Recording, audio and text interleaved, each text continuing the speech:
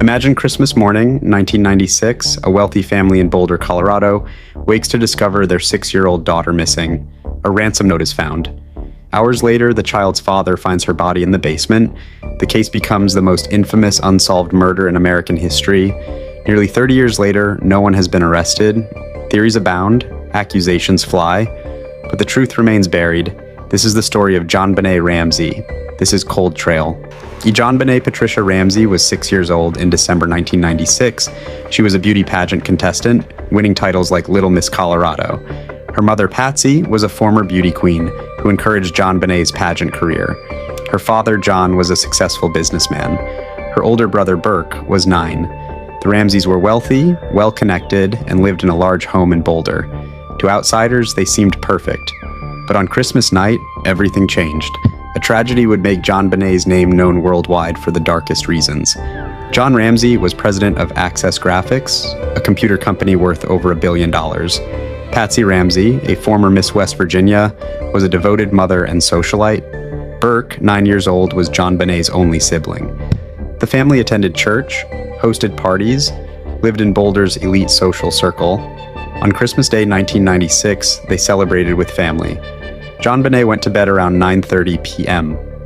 Everything seemed normal.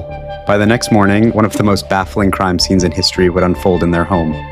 December 26, 1996, 5:52 a.m.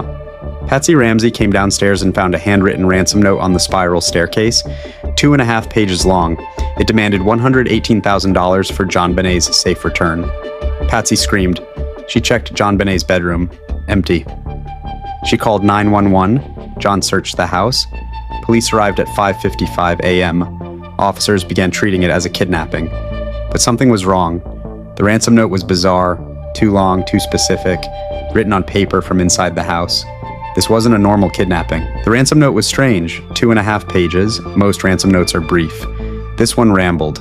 It referenced movies, used phrases like foreign faction and attaché case. It warned against calling police, but Patsy called immediately. The amount demanded, $118,000, was oddly specific, almost exactly John's recent bonus. How would kidnappers know that? The note was written on a pad from inside the Ramsey home. A practice note was found in the trash. Someone spent time in that house writing this note, but who? Police searched the house but didn't find JonBenet. They treated it as a kidnapping. Officers waited for a ransom call that never came. Hours passed. The FBI arrived. Family friends came to support the Ramseys. The house filled with people, contaminating the crime scene. Around 1 p.m., Detective Linda Arndt suggested John and a friend search the house again. John went to the basement. In a small wine cellar room, he found JonBenet. She was dead. Her body had been there all morning while police searched the house. JonBenet's body was found in the basement wine cellar. She was covered with a white blanket, duct tape over her mouth, a cord around her neck and wrist. Her skull was fractured. She had been strangled with a garrote made from a broken paintbrush handle. The paintbrush came from Patsy's art supplies in the basement. There was no sign of forced entry anywhere in the house. No footprints in the snow outside. The ransom note suddenly made no sense.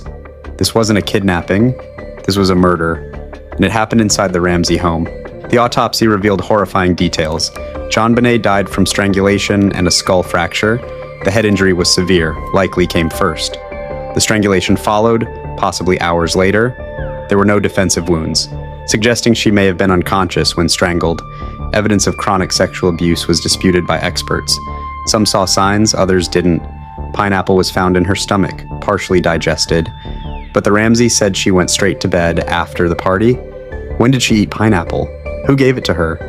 Every detail raised more questions. The crime scene was catastrophically contaminated. Police didn't secure the house properly. Friends and family walked through rooms. John moved JonBenet's body upstairs, destroying evidence. The ransom note was handled by multiple people. Evidence was lost forever. Boulder police had little experience with murders, mistakes compounded. The FBI tried to help, but was shut out. By the time investigators realized the severity of the errors, it was too late.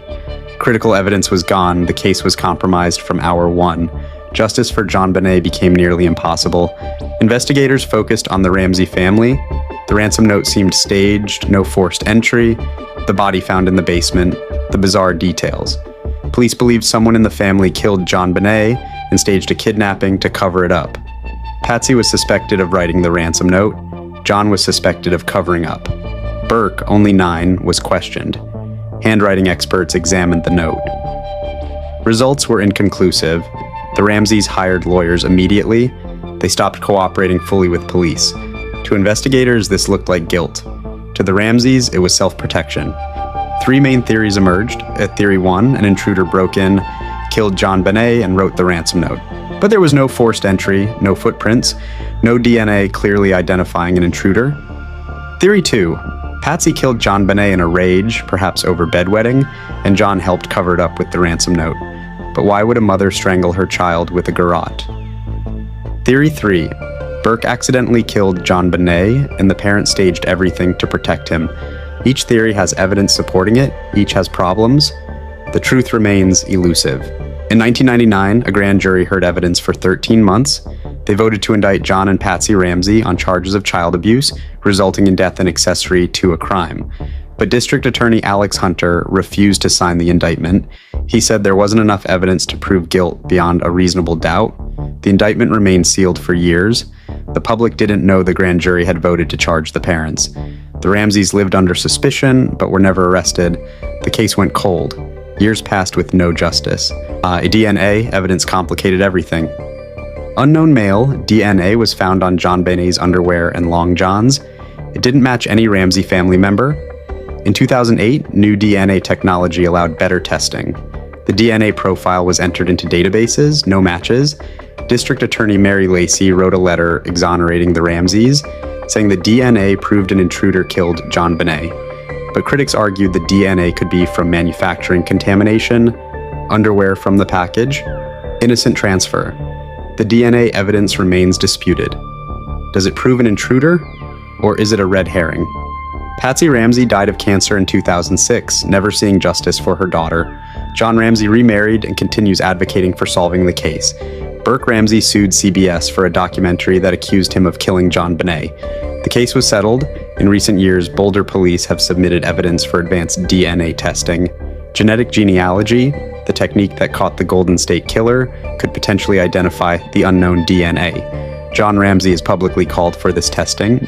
He believes it will prove an intruder killed John Benet. Will technology finally solve this case? John Benet Ramsey was 6 years old. She loved performing, singing, dancing. She had her whole life ahead of her. Instead, she became America's most famous unsolved murder victim. Nearly 30 years later, her killer has never been caught. Was it an intruder, a family member, an accident that spiraled into a cover-up? The truth is buried beneath decades of investigation failures, media frenzy, and conflicting evidence. But hope remains. Technology advances, cold cases are solved. Justice for John Benet may still be possible. This is Cold Trail. Subscribe and join us. Thanks for watching.